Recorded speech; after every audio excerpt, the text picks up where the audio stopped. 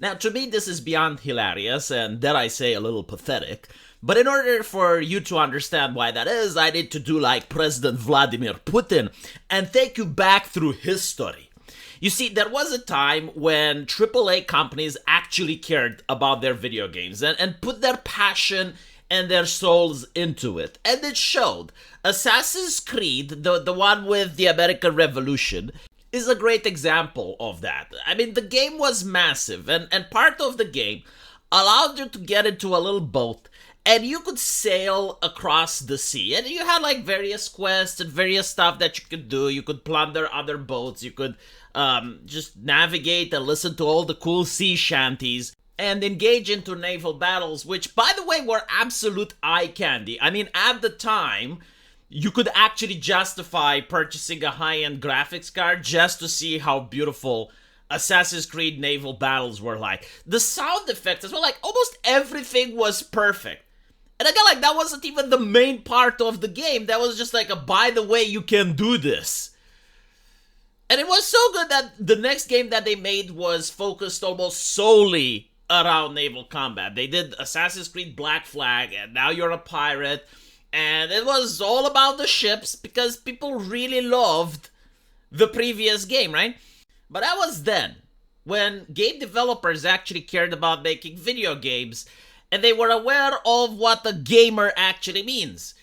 Nowadays, they don't know what a gamer means, they know what a consumer means. And they look at you like pay piggies. They look at you as if you're in a toxic relationship with them. And instead of focusing on making good games, the publishers are focused on two things.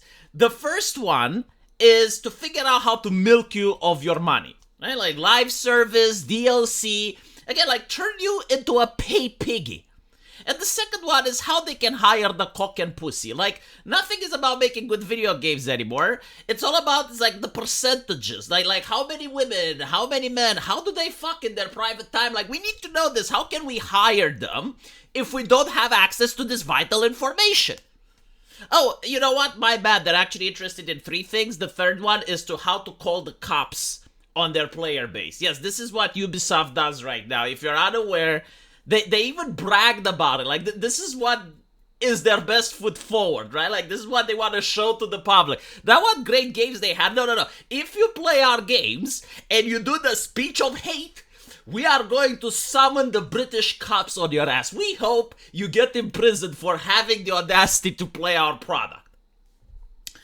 So they haven't made any good game in a long while. You know, some of their games are pretty, but like when you think about Ubisoft, it used to be about games, but now it's like, what Democrat talking point are they stealing? I swear to fucking God, the Democrats should file IP infringement against Ubisoft because they're stealing so many talking points from them. Like Democrat politicians, you know, they go out, they want to share something with the public, but they can't because Ubisoft already took that idea. So it's not about games anymore, right? And the funny thing is that every now and then I'm genuinely concerned about Ubisoft CEO because I think he must have testicular cancer. Like the balls on this man to go out in public and say, well, actually, you know, we're going to coin quadruple A games.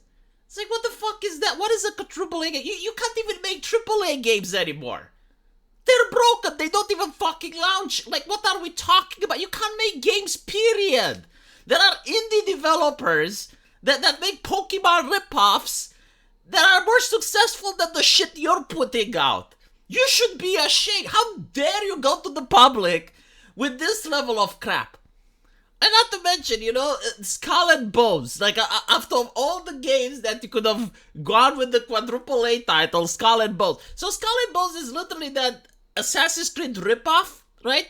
Except that it's everything that Assassin's Creed was, and just remove content from it. Just remove more and more content. So, yeah, you get to have a little ship, and you're traveling around. There's no, like... You do have naval combat, but you can't even disembark your ship and go to the enemy ship and fight. The game looks boring as fuck. I mean, you know, the lack of originality as well. Alright, you want to make pirates. Okay, you want to make Skull and Bones. Add some fucking voodoo to it. You know, do something else that Assassin's Creed didn't do. Go with the high fantasy. Like, do anything. No, you're going to show the diversity on the box. There you go. It's got some people of color. That's it. You're going to buy it. If you don't buy it, you're racist. That's their marketing. This is literally what they know how to do. This is where their knowledge begins and ends. That's it. And of course, they know how to milk you of cash, right? Game probably doesn't work, but the online gaming store, I'm pretty sure that works just fine. I mean, look, we are entering, and I said this in other streams, and I want to emphasize because it's so important. We are entering an era where modern video games are more expensive to make, require more people to make, and are worst, objectively worst, than the games in the past. The games in the past were cheaper to make, required fewer people to work on them, and they were objectively better. The only difference, though, I will give them this, is the graphics, okay? Because, like, technology improved, so now you have better possibilities to make better and more realistic graphics. Like, that is there.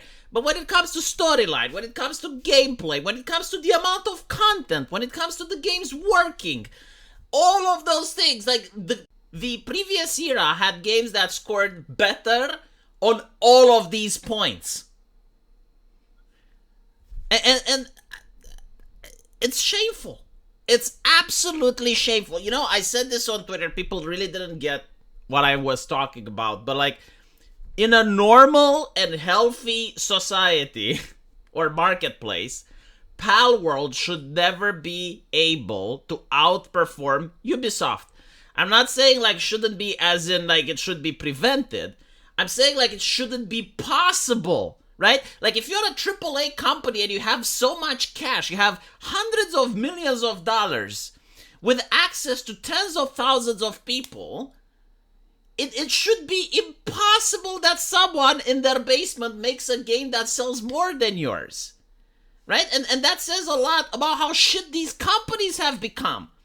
Because they are running on nepotism. Like, the problem with the Soviet Union and here in Eastern Europe, the reason that the industry didn't work and most Eastern European countries were poor was due to nepotism. Is because people were hiring the boss's son or the boss's daughter in positions of leadership. And that would reflect poorly on the factory, it would reflect poorly on the industry or whatever, you know, that thing was. In America right now, and in the West, they have, like, diversity hirings, diversity officers. They're literally hiring people based on ideology. It's no different than hiring the boss's son or the boss's daughter. Like, you're hiring a person that's not there because they're the best at the job that money can buy. You're hiring a person simply because of ideology, and then you're hiring another person to make sure that the first person doesn't do anything offensive, right? So, like, the only type of games they create are, like, the games that are very narrow-minded, very narrow-focused for the modern audience. So you're literally destroying an industry which is supposed to be based on creativity by preventing people from being creative, by preventing actual creative people from even being considered for a job.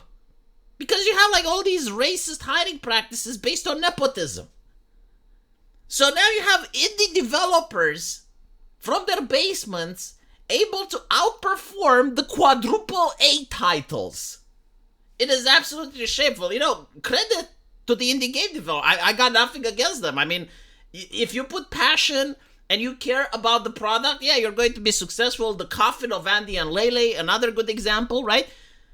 Ubisoft, meanwhile, I hope they keep calling the cops on their players, you know? I mean, that's definitely good for business. Let me know what you guys think, and as usual, I will see you in the comment section. Take care.